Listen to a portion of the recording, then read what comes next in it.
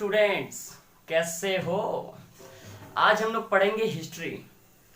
History में तुम लोग का चैप्टर 4 हम लोग पढ़ेंगे, क्योंकि बाकी सब हम लोग पढ़ चुके हैं। ठीक है, तो चैप्टर 4 में जो सबसे पहले हम लोग को पढ़ना है वो पढ़ना है 1857 की क्रांति के बारे में। ठीक है, 1857 की क्रांति। तो 1857 की क्रांति जो है वो तुम लोग पिछले क्लास में पढ़ चुके हो। ठीक है, उसके विषय में और कुछ थोड़ा बता देता हूँ, और उससे रिलेटेड जो भी इस चैप्टर में है, ठीक है, हम लोग जो न्यू है, जो एडवांस है, वो हम लोग पढ़ेंगे। ठीक है, तो सबसे पहले 1857 की क्रांति, ये कोई छोटी मोटी क्रांति नहीं थी। ठीक है, ये ऐसी क्रांति थी जिस क्रांति के वजह से भारतीयों के अंदर, यानी हम सब जितने भी भारतीय, मतलब हमारे जितने भी भारतीय थे, उन सब के अंदर स्वतंत्रता का एक तरह से बीज बोया गया। यानी 1857 की क्रांति स्वतंत्रता संग्राम की क्रांति थी।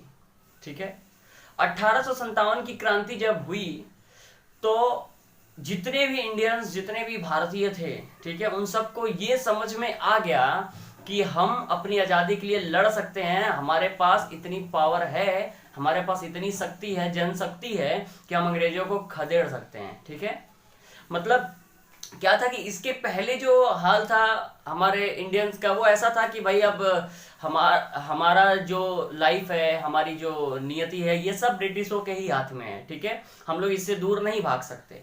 ठीक है, लोगों को लगता था जैसे मतलब ये पॉसिबल ही नहीं है कि इतनी बड़ी सेना, ब्रिटिश की सेना, और इतने हथियारों से लैस इन लोगों को कैसे भगाया जा सकता है।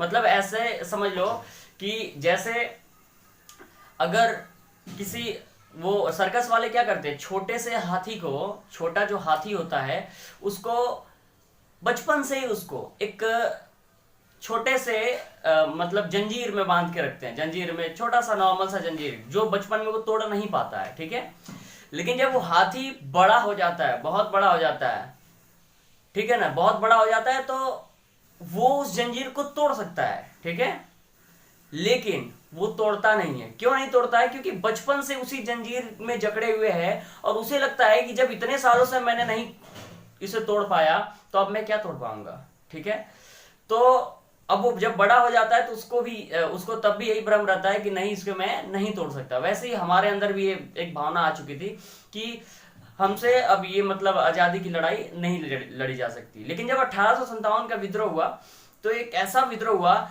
जिससे अंग्रेजों की पूरी नींव एकदम झकझोर दिया गया। मतलब उनकी नींव पूरी कमजोर हो गई, उनके अंदर भी एक डर आ गया। ठीक है, तो इन सब से ये विद्रोह सफल तो नहीं हुआ, लेकिन इन सब से लोगों के अंदर एक आशा का जो है संचार जरूर हुआ कि नहीं, हम अपने आज़ादी के लिए लड़ सकते हैं, आज नहीं तो कल आज़ादी मिलेगी ही। ठीक है, और 90 साल बाद आज़ादी मिलती भी है।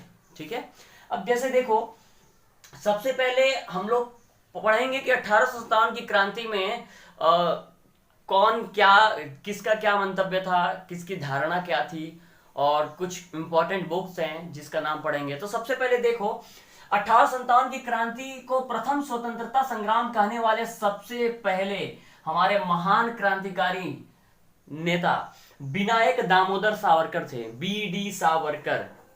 ठीक है, विनायक दामोदर सावरकर एक बहुत ही महान क्रांतिकारी नेता थे।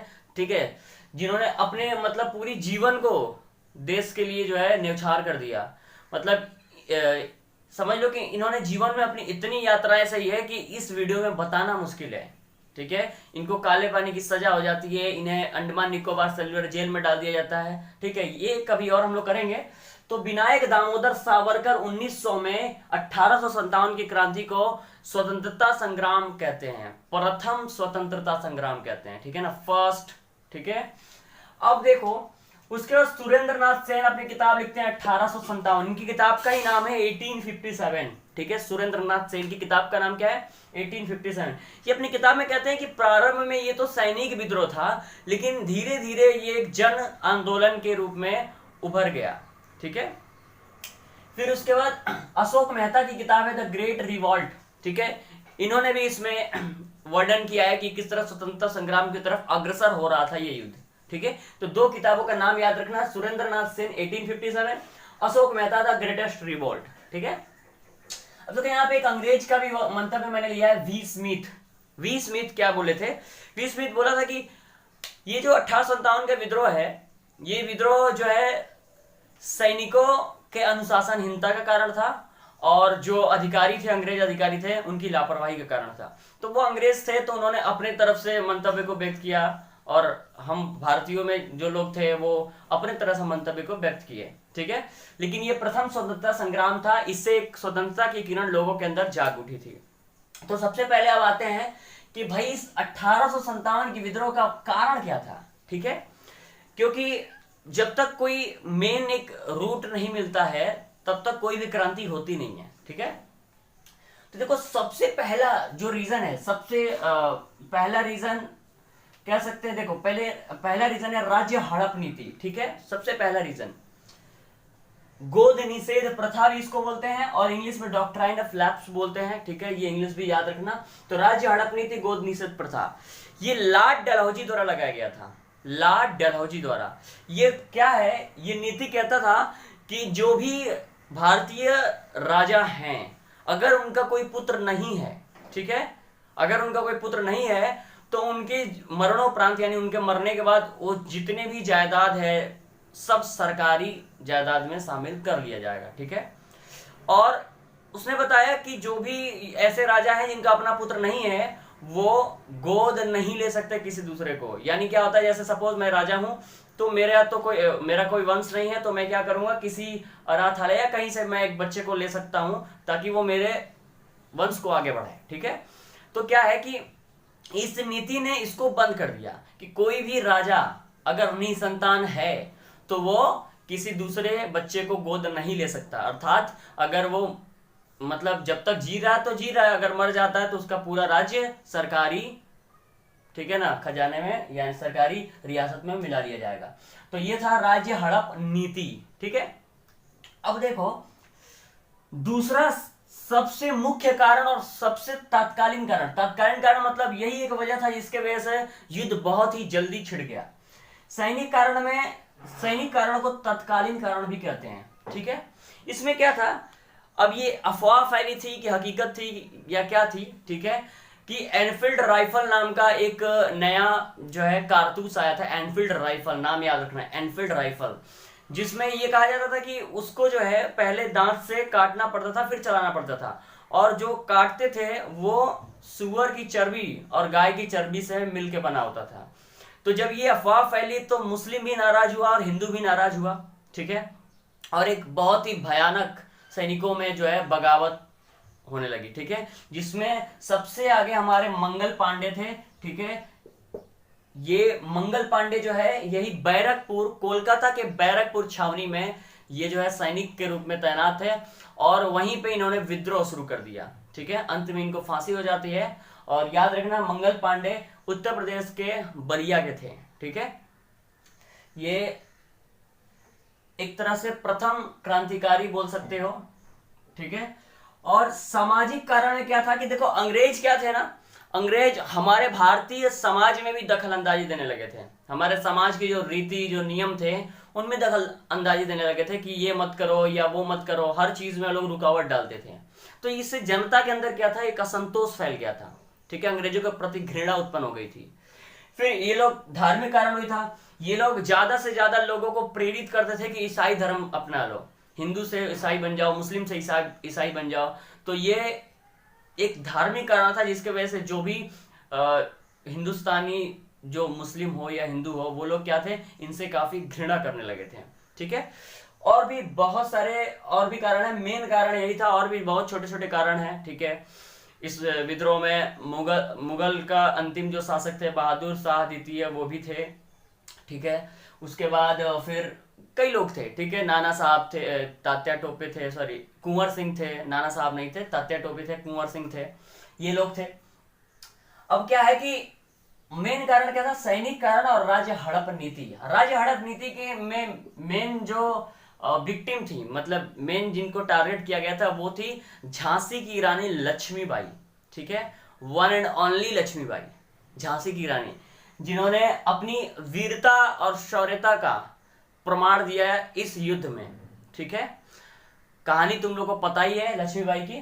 तो लक्ष्मीबाई इसी नीति के वजह से विद्रोह की थी।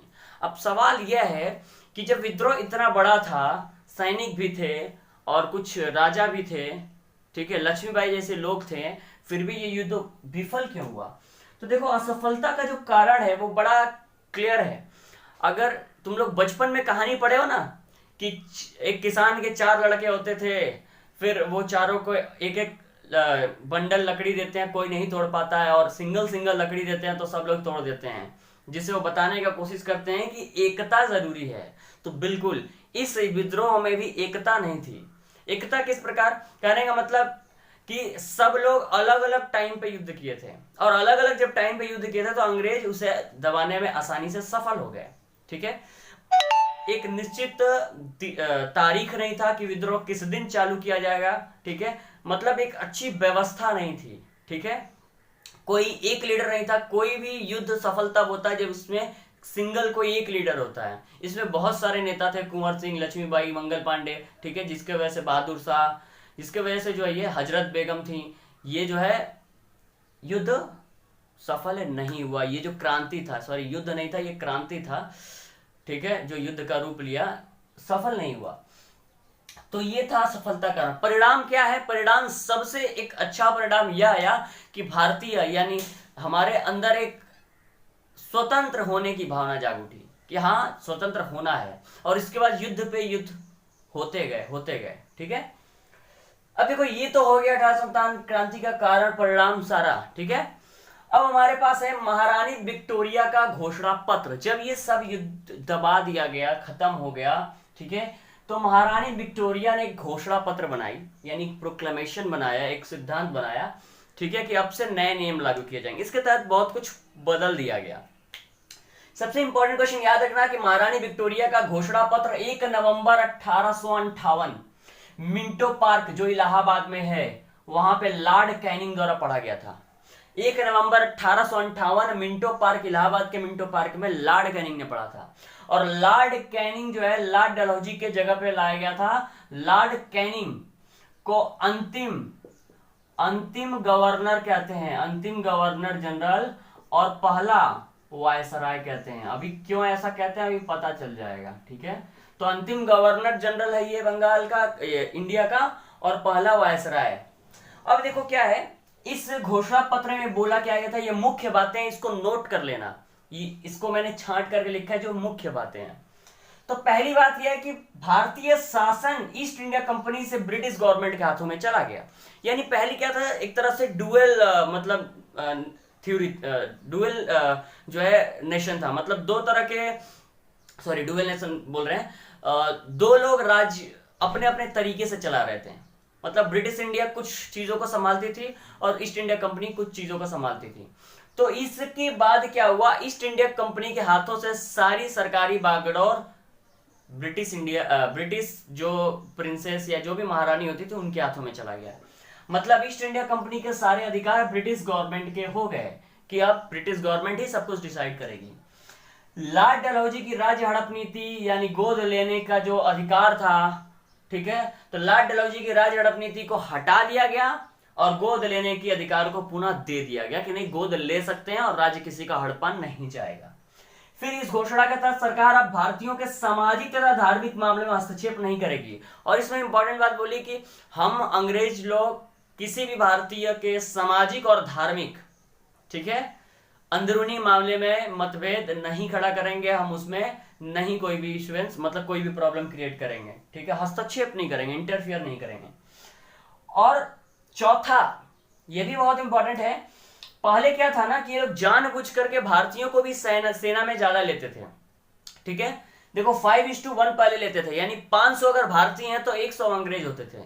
ठीक है, मतलब मरने के लिए हमारे भारतीय सैनिकों को भेज दिया करते थे, कोई भी युद्ध हो, प्रथम विश्व युद्ध, द्वितीय विश्व युद्ध, ठीक है। तो भारतीय सैनिकों और यूरोपीय लोगों का जो सैनिक का रेशियो था 5:1 था, यानी 500 पे 100। लेकिन जो नई नीति लाई गई उससे 2:1 कर दिया गया कि 200 भारतीय होंगे तो 100 यूरोपीय होंगे। ठीक है, अच्छा, उसके बाद इसी घोषणा के तहत गवर्नर जनरल को वायसराय बोल दिया गया कि गवर्नर जनरल अब वायसराय के नाम से जाने जाएंगे। इसीलिए जो है ना ये अंतिम गवर्नर जनरल हो गया, ठीक, क्योंकि इसके बाद तो वायसराय बना दिया गया, तो ये अंतिम गवर्नर जनरल बन गया और पहला वायसराय बन गया। ठीक है, तो ये था पूरा तुम लोग का महारानी घोषणा पत्र तक। ठीक है, इसमें कुछ इंपॉर्टेंट सन लिख दे रहे हैं, उसको याद कर लोगे और ये सारा याद कर लोगे, जो जो छोटा छोटा चीज होता है, कारण परिणाम, ये घोषणा पत्र कब पढ़ा गया। ठीक है, और इसके बाद हम लोग एक वीडियो और करेंगे तो हिस्ट्री का पूरा खत्म हो जाएगा। ठीक है, इस चैप्टर का। ये देखो, ये सन हम लोग को तुम लोग को याद करना है। ठीक है, 29 मार्च 1857 को मंगल पांडे जी ने बैरकपुर में युद्ध छेड़ दिया। ठीक है, वहां पे एक अधिकारी को ये मार देते हैं, जिनके बाद इनको फांसी हो जाती है। फिर 10 मई 1857 में मेरठ में सैनिक विद्रोह हुआ। 12 मई 1857 में बहादुर शाह अपने आप को सम्राट घोषित कर देता है दिल्ली पर अधिकार करके। ठीक है, 6 जून 1857 नाना साहब को कानपुर का पेशवा घोषित कर दिया जाता है और जून 1858 को ग्वालियर पर अंग्रेजों का पुनः अधिकार हो जाता है। तो देखो, इस युद्ध से एक चीज, इस क्रांति से एक चीज देखो समझ में आएगा, अलग अलग डेट्स पे सारी चीजें हो रही हैं। और सबसे बड़ी बात ये कि सब लोग इसमें, कुछ लोग तो ऐसे थे जो अपने स्वार्थ के लिए लड़ रहे थे। कई लोग, बहादुर शाह सम्राट घोषित हो गए, इनको जो है सम्राट बनने की एक लालच था। फिर नाना साहब को अलग था। ठीक है, सबको एक तरफ से देखा जाए तो देखो, थोड़ी सी तो इसमें एक चीज थी, एकजुटता नहीं थी। लोग मतलब अपना जो प्राथमिकता था वो देश को नहीं बनाए थे, अपने राज्य को बनाए थे। ये एक बहुत बड़ी प्रॉब्लम थी। रानी लक्ष्मीबाई बहुत ही शौर्यता और वीरता से उन्होंने लड़ाई की थी, लेकिन उन्होंने भी जो है अपने राज्य के लिए ये जो है युद्ध किया। ठीक है, तो अच्छा होता कि सभी लोग मिल करके पूरे देश के लिए अगर लड़े होते तो शायद ये युद्ध सफल हो जाता, क्योंकि सभी लोग एक से एक मतलब वीर थे, मंगल पांडे से लेके लक्ष्मीबाई जी से लेके सब लोग। ठीक है, तो ये याद करना तुम लोग, अगली चैप्टर में हम लोग